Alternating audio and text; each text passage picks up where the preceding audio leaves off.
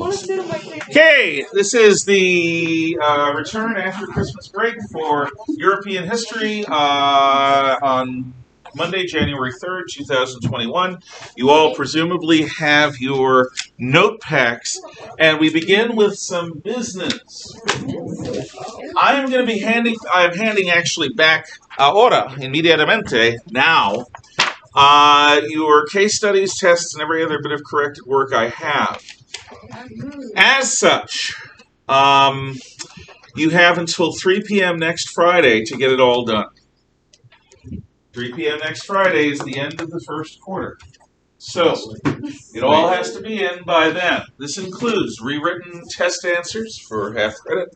It also includes improvements on your case study. Some of you did fine. If you got an A, B, or even a C, you probably don't want to improve it. But if you got a D or an F, something went wrong. And what you can do is fix it on separate paper, clearly label what you're fixing, and staple it to your original. Do not hand in rewrites for your case study without handing in your original as well. I want to compare the two. If you do this, you won't get as many points as you would have gotten had it come in right the first time. But for a couple of you, it wouldn't be a bad idea, once you get yours back, to see what went wrong. If you're not sure of what went wrong, come talk to me during study lab. And I will try to explain to you what went wrong and what you can do to fix it. Let's see. So, any questions about your work and how to improve your grade between now and midterms? I see none. Bear in mind, you will have a midterm that will include questions on everything that we have done since August. And after that, you will have a final exam in June that will include everything we've done since August. Yes. Mostly focused on the second semester, but including things from the first. As such, it wouldn't be a bad idea for you to hold on to your midterm exam afterwards. Yes? I'm curious, how many questions would the final 500 questions, bro? The midterm exam, which you would call the first semester final, will have many hundreds of questions. Okay, and when is it again? It's going to be in 3 weeks. Not next week, but the week after next. The final. The final is the last we do in June. Sometime in June. Early to mid-June. Connor, where are you? Okay. Let's see. Sam. Okay. And no questions at all. You've all or mostly had me before, so you understand. Ellie? Okay. Everyone, Unit 3. Unit 3 is the shortest of our units, chronologically. I expect, like Unit 2, Unit 3 is going to be a fairly quick ride. I expect that we will be done with it sometime towards the middle to the end of February. Because the 20th century, the world after the beginning of World War I, is mightily complicated and is going to take a lot of time. Also, if anyone is taking the AP exam, I want to get as much covered before that happens as possible. So this is a 99-year unit, but it deserves its own unit because the world changes, fundamentally changes so much during these 99 years that nothing is the same. From 1815, the defeat of Napoleon Bonaparte, to 1914, the beginning of the First World War. It is the era of the Industrial Revolution, which is the largest change in human lifestyle since, well, there are only two other things that come close. The development of fire and the development of agriculture. Nothing before, other than those two, compares to the Industrial Revolution. So, we'll be studying that. The ideology that derives from the experiences of the Industrial Revolution is socialism. I may hate and despise socialism, loathe it with every fiber of my being, which I do, because I have relatives who lived under the Castros, and I have friends who lived under Mao, and I have friends who lived under the commissars in the Soviet Union. I know communism very, very well as anyone can who hasn't lived under it. But communism is just one variety of the socialist cornucopia of thought. National Socialism, that's Hitler. Fascism is socialistic. Phalangism in Spain. Ava? Where are you?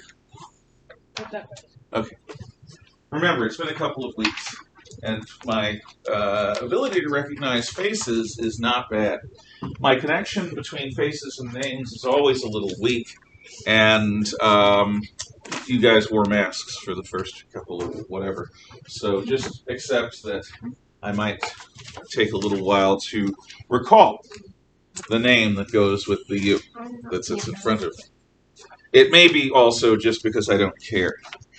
Sorry about that. Emma Fish. That's you. Yeah. I'm not Fiona. I know you're not Fiona. For whatever reason, I made the connection. Yeah. She has departed. Okay.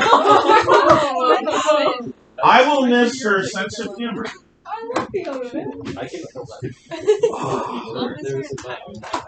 No.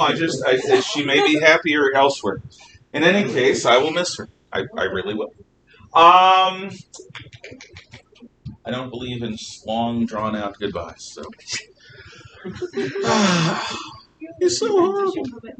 I am. Socialism comes out of the industrial experience. Romanticism is a reaction against the Enlightenment and to a degree against socialism.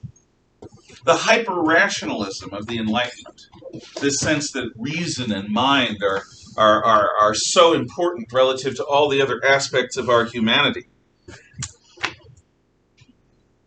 Nationalism, which is the other great ism of the 19th century.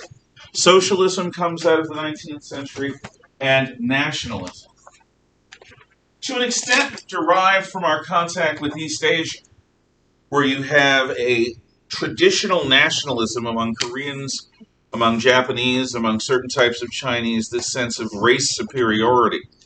Europe has in its civilization a revival of this tribalism, which goes beyond the sense that, yes, we're a part of this kingdom, or this empire, or this republic. The sense that, in fact, in a Darwinian sense, different races, different nations, and different tribes are akin to different species engaged in a struggle for survival. As if people from the lowlands and people from the highlands are, in fact, different creatures competing for existence in a merciless Darwinian struggle. So nationalism becomes fully awake in Europe, and it's also going to have many good and bad consequences. And finally, the age of European imperialism. Now, you will learn from many of your future professors and teachers that European civilization is evil because we went out into the world and colonized it and settled it and conquered it and destroyed the native cultures with our evil Western civilization and our ideas of inalienable human rights and republic and democracy and scientific progress, and we're as if Europeans. How can you be allowed around children? Well, you're not children; you're teenagers. How is it that we are so self-absorbed, myopic, and masochistic even, that we say that the age of European imperialism in the mid to late 1800s and early 1900s is somehow qualitatively different from all the other imperialisms that have happened throughout human history. That there is a qualitative difference between the British Empire in the age of Queen Victoria and the Mongol Empire and the Sioux and the Aztec Empire and the Khmer Empire in Southeast Asia. That somehow Europeans are the worstest ever because we connected the world in a global society, in a global market that still exists. We brought people out of the Stone Age and the Agrarian Age, and we tried to give common people more rights and privileges than they had under their old kings and their own priests and their old gods. Yeah, the age of European imperialism is the first industrial imperialism in human history, and it does change everything. In every non-Western culture or society or nation, history can be divided into three. The first is pre-contact with Europe. That's the first age of whatever history they had. The second is the age of contact through the age of empire, basically from the 1500s through the mid-1900s. And then post-independence. Late 1900s, most of the imperial colonies were given independence, and we now live in a world where the second most powerful or most powerful society on the planet is China. So there are important things that happen during Unit 3. Industrialism, socialism, romanticism, nationalism, and European imperialism. Era of great, great change. Questions, comments, thoughts. But you will not get the self-flagellation from me. We're going to talk about the goods and the bads of European conquest. And there are both. There are both. But I, for one, do not feel guilty. Because I didn't conquer. I am the descendant of conquerors. And have conquered. Funny that. Most of us, in fact, are the descendants of conquerors and have conquered. In the United States, how many people have Native American blood? At least a little. I have some. From the Arawak Indians of Cuba and Puerto Rico. Yeah. I have a little Nez Perce, and somehow in our line we have Chief Joseph. Very important Nez Perce leader who was the chieftain that led the Nez Perce to Wounded Knee, which was a slaughterhouse. Yeah. And the truth is, even if... Never mind. You got my point. You understand my point of view on this. Does anyone wish to say anything about my introduction to the chapter before we go into the first section of it, which I didn't even mention? Jane? Well, it's just foolish that people today feel something that your ancestors did is still very wrong and it's our fault. We were not around. We could not make those decisions.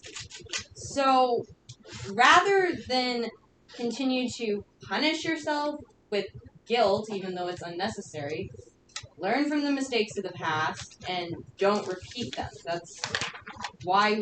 That's why history is around. It's so we don't repeat the same mistakes of the past. Yeah, we want to make new mistakes. No, true. I would rather make a bunch of new mistakes than make the same ones over and over, because the old ones are just dreary. They really are.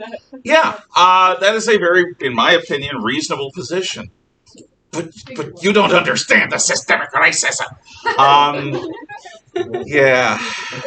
There was this one quote that basically said, "Wisdom is a summation of your mistakes." So you must be pretty wise. Not only me, David. You're working on it pretty darn well yourself. Yeah, no, wisdom always comes from pain, and so wisdom is always tinged with a hint of sadness. And it's true. No, wisdom does come from mistakes. What do you learn from?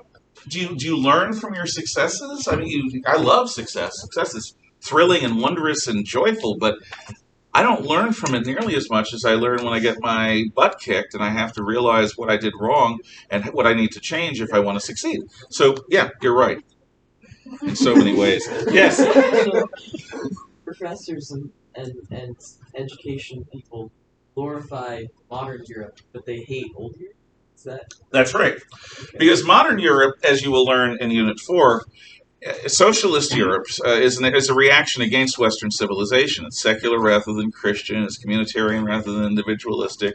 And it looks with shame on its past rather than with pride. And the colonials like us remind them of what they used to be, but aren't anymore. And if you want to understand a lot of the friction, just on an emotional level, between people primarily in Western Europe, I don't mean Central or Eastern Europe here, but the Western Europeans are like teenagers. Let me explain what I mean, teenage audience. Since World War II, the United States has guaranteed the protection of Western Europe from Soviet aggression. That means that since World War II, Europe has not really had to defend itself. We have brought a greater period of peace and prosperity to Western and Central Europe than since the Pax Romana of almost 2,000 years ago. And the Europeans have used the money they would otherwise have had to spend on their military on social programs, on welfare state experiments, on womb to the tomb, cradle to grave social programs. And like all teenagers, they look at their parents who protect them and support them and provide a house and all the security that you can get with disdain and contempt because they're such idiots. And that's, to an extent, how we seem to many of the sophisticates in Western Europe. We seem like buffoons. They look at us and they see basically, regardless of liberal, except for the most woke among us, they see everyone here as sort of a combination of Donald Trump and Larry the Cable Guy, the guy without sleeves who says, "Get her done." There is this sense, yet without NATO, without the American military protecting it, Vladimir Putin is not the most peaceful of fellows, and he has amassed a rather sizable army on the Ukrainian border. He already took Crimea from Ukraine and some of the eastern cities in Ukraine. And Putin has waxed rhapsodic about restoring Belarus and the Baltic states, God forbid, to Russian domination and the rest of Ukraine. It's scary. He's not as dangerous as the Iranians in the Middle East or the Chinese in East Asia, but he's dangerous.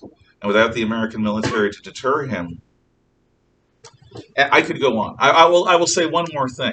Western Europe, which appreciates the Russian threat on some level, has chosen repeatedly over the last 30 or 40 years to rely on Russian natural gas pipelines to power itself, rather than shipping in liquefied natural gas from the United States.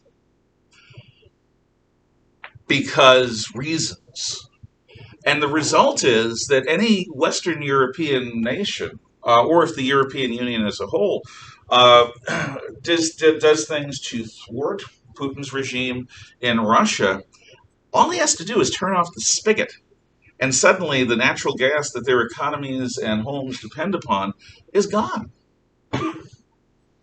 And the infrastructure to ship liquefied natural gas from the United States, well, isn't there. And the extra energy production that was there before January of 2021 also isn't there. I could go deeply into this. I'll take your comments, then we move on. Yes? Back to the whole systemic racism thing. I find it funny how people called me a racist before. Can I remember why? No, but they just have. Well, you're white, and you're a male. Exactly. And I'm a straight white that, no, right there, you have it. Exactly. I'm a straight white male, so I'm automatically racist. But when I lived in San Diego, I found it funny that my best friend was a black kid. So. Yeah, but that doesn't count. Yeah. You can't say, but I have a black friend. A black kid and a Hispanic kid. It's San Diego, so like half the people there are Hispanic. Exactly. So. Well, the funny thing is, when you get second and third generation away from wherever Hispanic country they're coming from, and I can tell you this from personal experience, Mexican and Latin Americans in general, when they come here, are much less like Black Americans in that they are much less a permanent ghetto. And they're much more like Italian Americans. 100 years ago, being an Italian American was a big deal. It was a problem. Today, who cares? And so it will be. I could go on. But yeah, I find it interesting that people who don't know me know what's deep in my soul. They know how much hate I have for everyone who isn't just like me. Even though I'm a heterosexual male, I hate women somehow because I don't believe in feminism. Even though you have a wife. Even though I have a wife, yeah. Yes. So this is just a question about like the news. So, what is really happening with Afghanistan right now? Because my a family friend of ours just got deployed. I almost said deported. Got deployed to Afghanistan. Yeah, it is different. To Afghanistan? Yeah. I didn't know that our beloved president was doing anything. I'm confused too. Okay, this is something I need to look into. You caught me blindsided. No, what I know about Afghanistan is that the current president withdrew us suddenly in August without a plan to get all of our people out and without a plan to get most of our allies out. You know, the Afghans who risked their lives by being translators and by helping American forces and by, being guides and things like that. Those people who the Taliban have promised to hunt down and torture to death, they and their families, those are the people we didn't get out because we rushed everything. So I don't know what our president is doing now. If he went back into Afghanistan, maybe some good could be done. I don't know. I haven't heard about it. So yeah, well, I guess that's what my mom said, but I'll double check to make sure it wasn't. do so, please, and send me links to articles if you have. Yeah, talking about that, like, best of my knowledge, we're not. I don't know why anybody would go there for a couple of certain reasons. I can see reasons why they would, which I can talk about in a minute, but unless we didn't close the embassy in Kabul, there's no reason that an American should be in Afghanistan right now, other than the fact that they were left behind. And if they were being deployed, like she mentioned, the only people that would be going there in a military capacity would be embassy guards. Well, not even that, because if the embassy's closed, that's true. You don't have U.S. Marines going. Operations type, yeah. Like Green Berets, their whole thing is they go in and they help the people fight because there are little resistance movements still moving around. But that my knowledge is fifth group, which is the guys that for that area of the world, they're just sitting back at Fort Rucker and Alabama doing nothing right now. Mm-hmm. Look, I would be happier if we were sending people in to try to help the anti-Taliban groups and to try to help get some people out. I don't know. Thank you for that information. It's information I didn't have. Okay.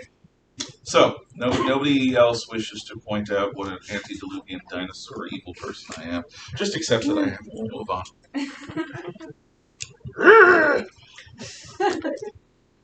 1815. There isn't a person alive in Europe who has not been damaged by the war. The wars with Napoleon went on, and before it, the French Revolution. French Revolution happens in 1789, summer of. So, how long is it from 1789 to 1815? Well, that's 15 plus 11. That's 26 years. So, if we had been involved in a war for 26 years, that means that the war would have started in 2022, that's 1994, or 1996, 1996. Yeah, 1996. That's a long time. And we're not talking war on terror, sort of half-war, war fought with one hand tied behind our back war. We're talking full-scale European war with massive armies, nations changing hands, borders changing, governments and laws changing, everything changing. Every single person alive over the age of 6 understands suffering as a result of the war. Either they themselves have been wounded, or have had their property destroyed, or their livelihood or home damaged or destroyed, or they have loved ones who were killed or maimed in this war. This war has touched almost every village in Spain because there was a guerrilla campaign which used every village in Spain as a launching point for attacks against the French.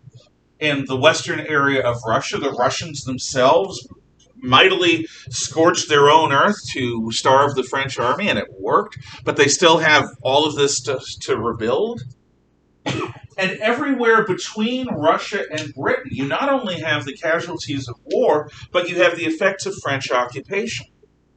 What this means is, everyone without exception, over a certain age, 5 or 6, understands in a way nobody alive today understands, who isn't, who wasn't an adult in World War II, the consequences of general war, of full-scale war. Nobody alive today, except the extremely aged, lived through a full-scale general war. No holds bar, World War II. That's the last time we experienced anything like that. But because everyone in Europe had this personal suffering, this personal connection to individuals who are not here anymore or not the same way, to homes, to fields, to everything has the stains of war on it. There is a general will amongst people at all levels, from the peasants all the way up to the kings, to prevent this from happening ever again. And they connect. Certainly the kings connect. The French Revolution to the ignition of these wars. The French Revolution was what started it. Napoleon was not something that springs like Athena out of Zeus's forehead. Look, Napoleon came from the French Revolution. Napoleon was the symptom of the French Revolution. A dictator for liberty, an emperor of the old Roman style, bringing everyone under his heel for their freedom, to give them rights. Napoleon stood for breaking the power of the Roman Catholic Church, breaking the power of the traditional aristocrats, but he didn't give them freedom. Not in the American sense, not in the British sense. He gave them control. And the cost in human lives and human suffering is literally incalculable. You've got to understand, Kaylee, I will call you, a human being that goes through something like this. One summer I worked with a woman who lived through the Holocaust at Theresienstadt, which was a Nazi-run Jewish ghetto, and she survived Auschwitz-Birkenau. This woman never walked around without having food in her pockets, just in case. She was in her 60s when I knew her. She was a adolescent to teenager during World War II, and she always had food on her. You could smell it. And she never relaxed in public beyond a certain point. Never. My father-in-law knew people personally who were killed in Pearl Harbor, and he spent World War II training to be a naval officer, and he was saved by the atom bomb. My mother-in-law also. Both of them were going to be part of the invasion of Japan. They were saved. But everyone they knew of their age practically had gone off to war. The wisdom that one gets from living through horror like that is that the most important job of government and society is to prevent another general war. This is why I find it so difficult to talk to people about politics or ideas today. Because to me, there's an urgency. Because I've spent my life trying to understand what life was like for those people who've lived through all of these horrible experiences. World War II, World War I, Napoleonic Wars to a lesser degree. The most important job of the American government, of the French government, of the Russian government, of the Lithuanian government, the most important job of the Chinese government should be to prevent another general war. Because in another general war, there are no restrictions. And the last couple of times we had it, civilians were targeted purposefully by both sides. And now, coronavirus didn't come. Every indication is that it escaped from a bioweapons lab. That it wasn't necessarily an on-purpose deployment of a biological weapon. But the reason people reacted so badly to it, so extremely to it, including President Trump, is because this thing was designed to defeat countermeasures. We have bioweapons that make coronavirus look like the common cold, somewhere in dozens of labs around the world. We have mustard gas, which is not a poison gas that you breathe in and die, like chlorine gas. Mustard gas is airborne acid. It is a blistering agent.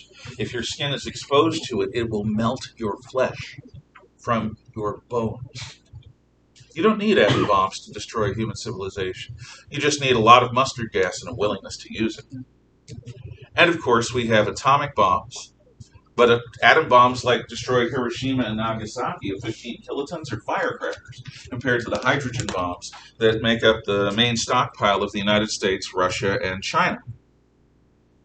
Hydrogen weapons are measured not in thousands of tons of TNT, kilotons. They're measured in megatons, millions of tons of TNT. Now, when I was your age, things have gotten so much better since then. There were over 50,000 atomic and hydrogen bombs on the planet. Had war started when I graduated in June of 1984 from high school, there would not have been a single thing alive on this earth except maybe for deep viruses somewhere deep in the earth or life down by the black smokers in the base of the ocean. Everything else would have been irradiated. There would have been no rad roaches, no fallout. It would have been, I'm speaking of the game, it would have been total death for almost everything, maybe everything. Today, there are maybe 10 or 15,000. And that's a much smaller number. But in 1984, there were still plenty of people who had a genuine fear of a nuclear war. Today, that fear is much lower on people's radar. Yeah. Oh, yeah, there's a good book that it's a fiction book that discusses what would happen. It's called The Last Ship. The Last Ship? Oh, yeah. I know The Last Ship. I've seen the TV series. Yeah, well, that's about the whole, that's disease. Yeah, it's disease. But the actual book kind of talks about nuclear war, and it's based off of a destroyer that happens to be out at sea when it all goes to crap. But yeah, one of the reasons that during the Cold War we didn't go to nuclear war is because mutually assured destruction. Right. If I kill you, you're going to kill me. Right. There's not really much you can do to stop it. One of the risks that we had when we reduced our nuclear stockpiles is the assured is no longer assured. Yeah. And that makes it conceivable for people to think about using atomic and hydrogen weapons. Yeah, not just in a strategic way, but attack. And yeah, look, the only way to stop Russian armor from crossing the Fulda Gap in 1984 was to use tactical nukes. Everyone knew that. NATO would delay for a while, but after 2 or 3 weeks, we would have needed to use tactical nukes somewhere to stop the Russian tide. And that would have probably escalated into a full-scale exchange. Yeah, the only guys that would be alive after a nuclear war in the 80s and even now would be the submarine part of the nuclear trial. Exactly. But at some point, their food's going to run out. At some point, their food's going to run out.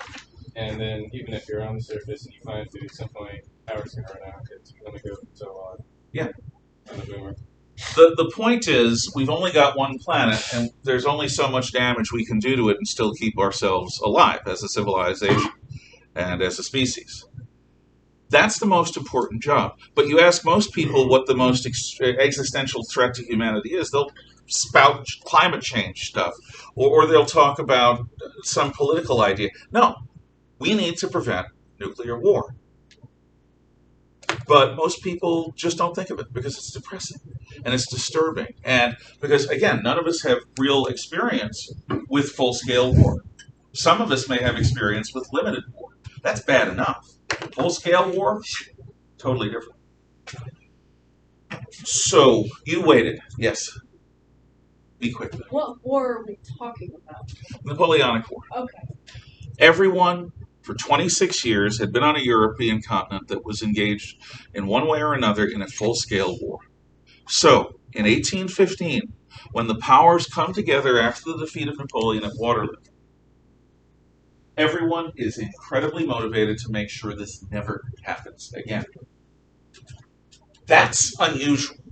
Normally, human beings, we disagree. We crab. We try to negotiate. We try to dicker with one another. We try to get a better value.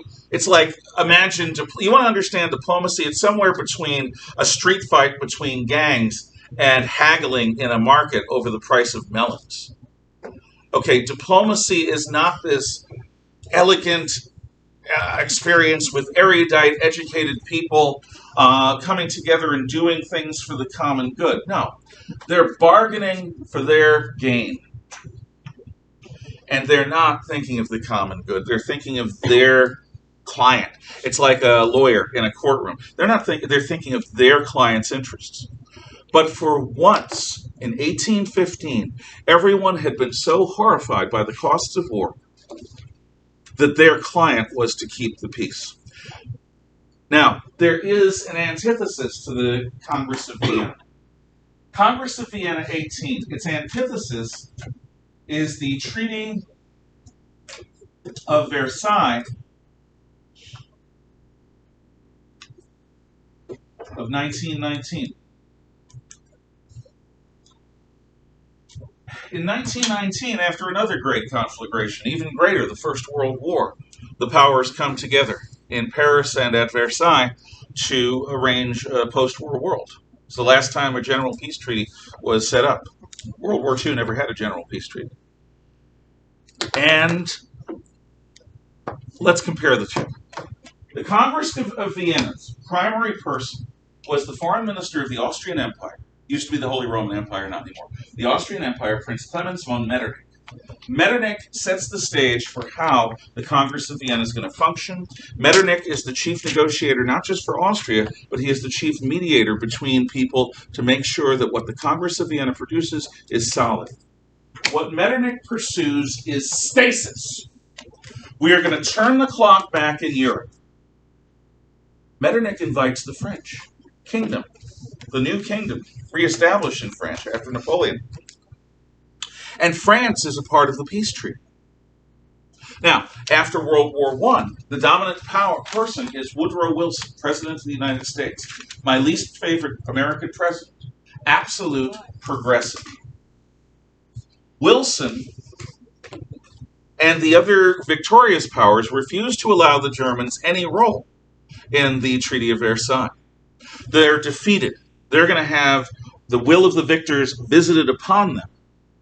So whereas the Congress of Vienna is arrived at with the help of the French, so that the new French kingdom and the French people do not feel like they are being victimized by this peace, that they are in fact partners in this peace.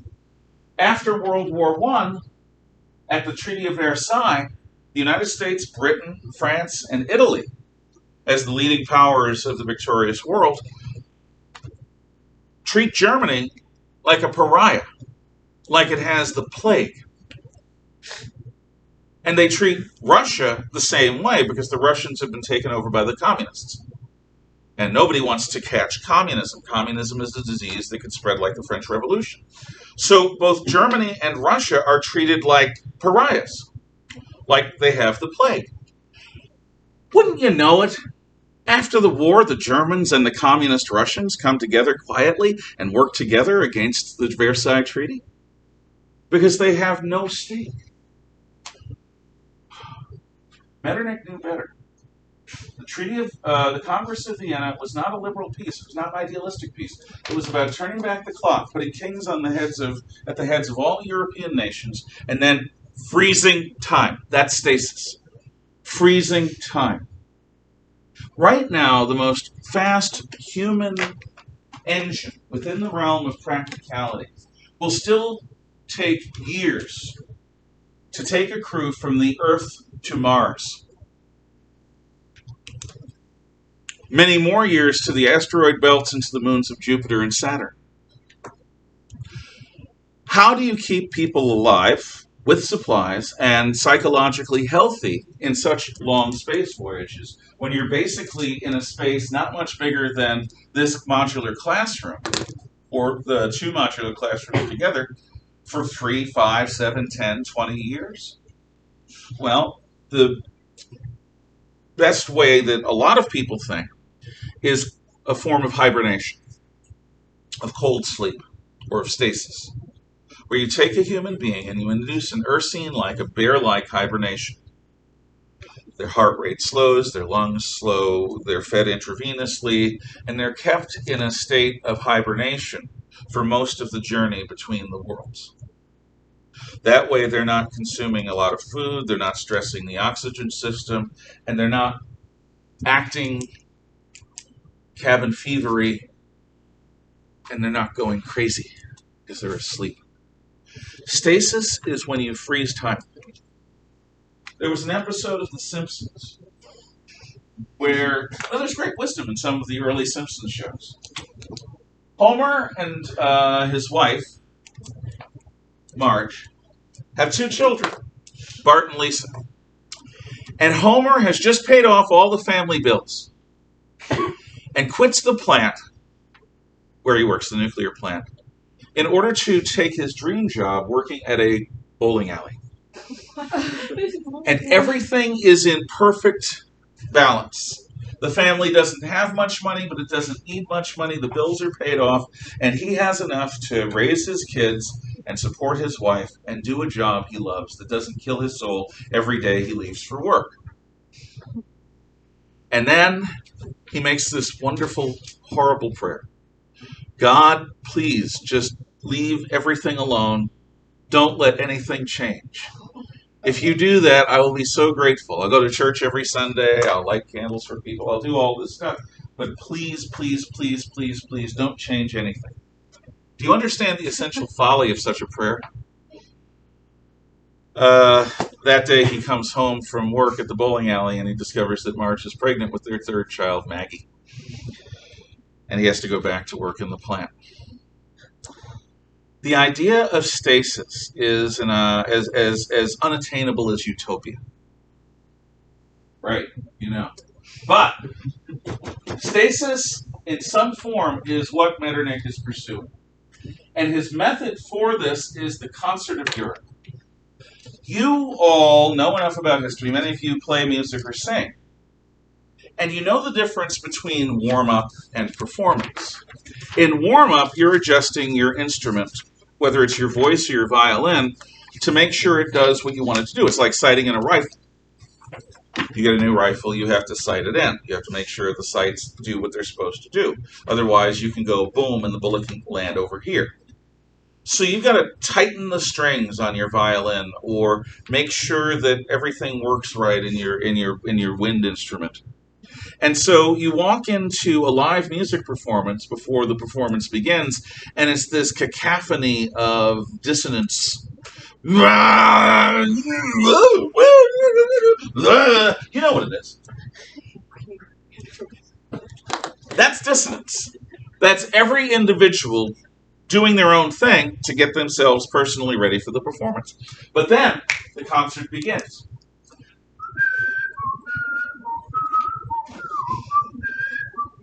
Everything is not dissonant.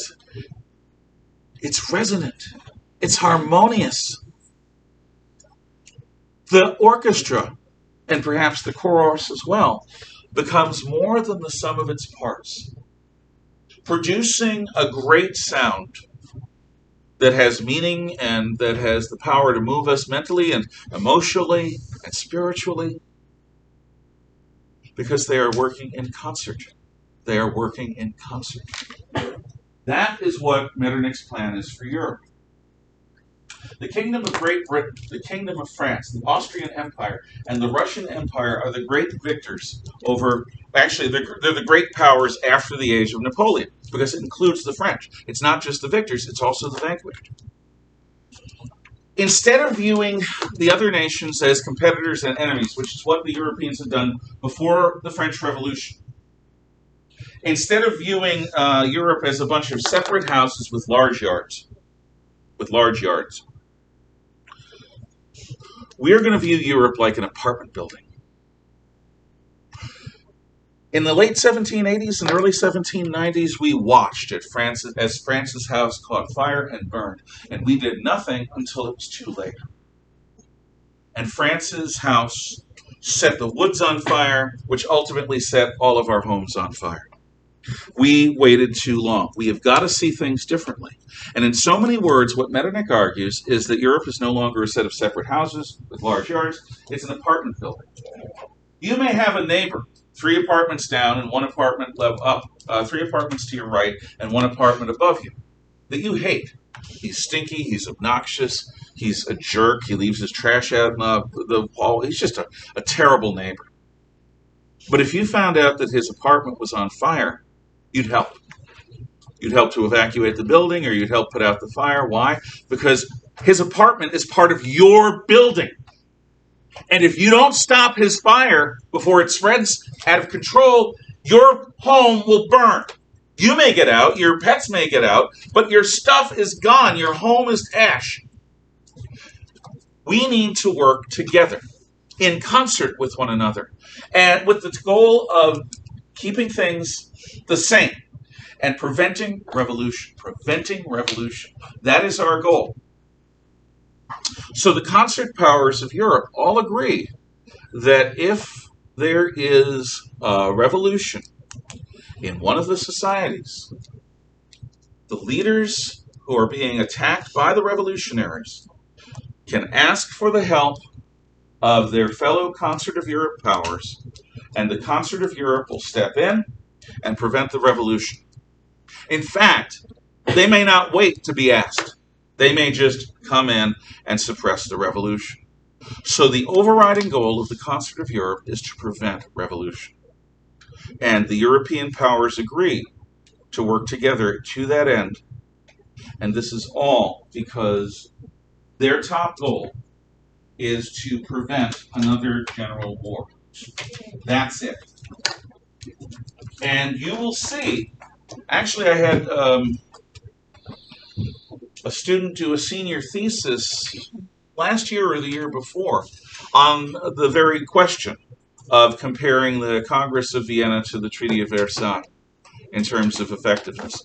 Treaty of Versailles was liberal peace. The Congress of Vienna was a conservative peace. The Treaty of Versailles was an idealistic peace. The Congress of Vienna was a pragmatic peace. The Treaty of Versailles talked about liberating nations. The Congress of Vienna talked about keeping things in stasis. Congress of Vienna kept the peace for 99 years.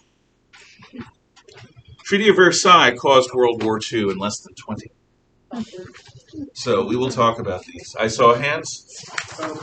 So the treaty was made to stop revolutions, right? Yes. The Russian Revolution. That happened in the midst of World War I. The system had already broken down. But that's over 100 years later. Russian Revolution is 102 years later. So yeah. But there were attempts at revolution before that, and we're going to talk about exactly what happens when those attempts happen under the Concert of Europe. Any other questions, comments, or thoughts? I thought I saw other hands, but maybe I'm wrong. Okay, I guess not. Thank you. Remember, next Friday, everything needs to be in. Welcome back.